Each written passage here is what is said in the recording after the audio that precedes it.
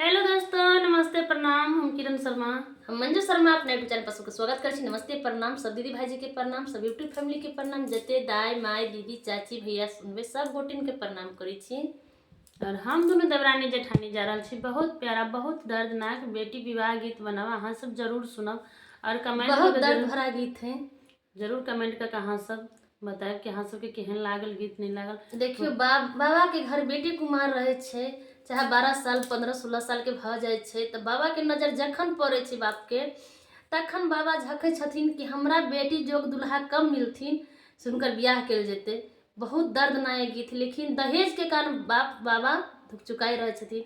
अखन तो हाथ जोड़ के अहाँ सबसे हम प्रणाम करै छी सब गोटन के कि दहेज बेटी के लेल तनी मांगू। अते बेटियों में खर्चा भेल रहे छे, बेटियों के जते बेटा में खर्चा होय छे ओते बेटियों में खर्चा होय छे। वही कोई के बेटा होय छे, वही आ यहाँ सब दहेज कम कर देबे तो बेटी के आगा बढ़ाइल सेहो जेते, किला पढ़ाई लिखाई ओई के लेल बाबा धु चुका दे छे। अगर बेटी के पढ़ाई में ओते खर्चा कर देबे तो फिर शादी कथी लगे करबे। लेकिन अहाँ सब दहेज कम करबे तो जरूर बेटी आगा बढ़ते और उनको मर्यादा बढ़ती, बहुत चीज हेती, लेकिन बेटा वाला नहीं बुझे छे। सबसे हाथ जोड़ के प्रणाम कर छी कि अहाँ सब दहेज जरूर कम करो और बेटी वाला के दिल नहीं दुखियो। बहुत गीत के माध्यम से अहाँ सब जरूर सुनो, जरूर कमेंट करब गीत हमरा सबके केहन लागल। बहुत प्यारा सा गीत है, बहुत दर्दनाक गीत है, अहाँ सब जरूर सुनबे।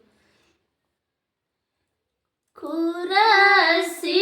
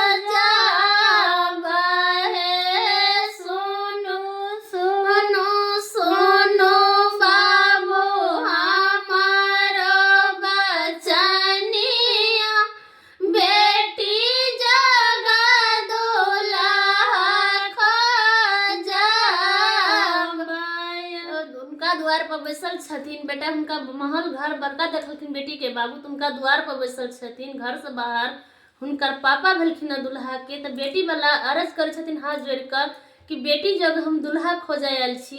तो सुनिए गीत के माध्यम से, गीत के माध्यम से सुनबी छा सके बेटी लड़का वाला के बाबू की कह रहल छथिन, कठोर दिल के छथिन, की कह रहल छथिन, कते दहेज मांग कर। ओही द्वारा कहै छी हम सब कि दहेज कनी कम कर दियो, कि बेटी वाला के हौसला जीवा दियो।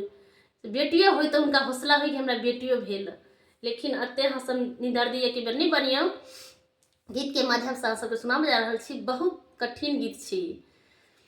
बेटी जगा दुल्हा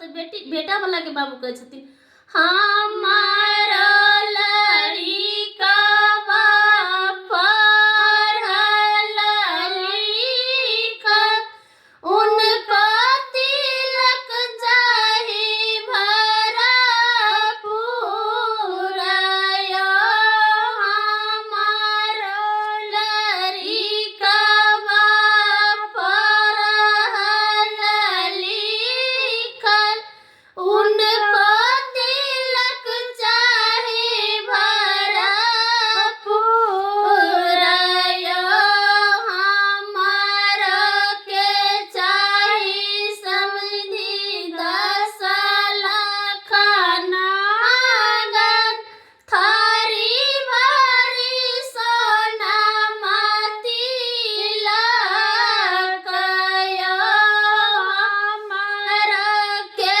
चाही समधि 10 लाख रुपया, थारी भरी सोना माती लकाया, तबे बचन जब सुनलन बेटी के बाबू, नैना दोनों बहाइल रयो, तबे बचन जब सुनलन बेटी के बाबू, दोनों नैना बहाइल रयो, एक गमछा भीजल बाबा के धोई, चादर भीजल हाथ सत पोंछइल रयो, एक गमछा भीजल बाबा के धोई, चादर भीजल हाथ सत पोंछइल रयो, याहू के देवा बाबू 10 लाख रुपया, थारी भर सोना माती लकाया, याहू के देवा बाबू 10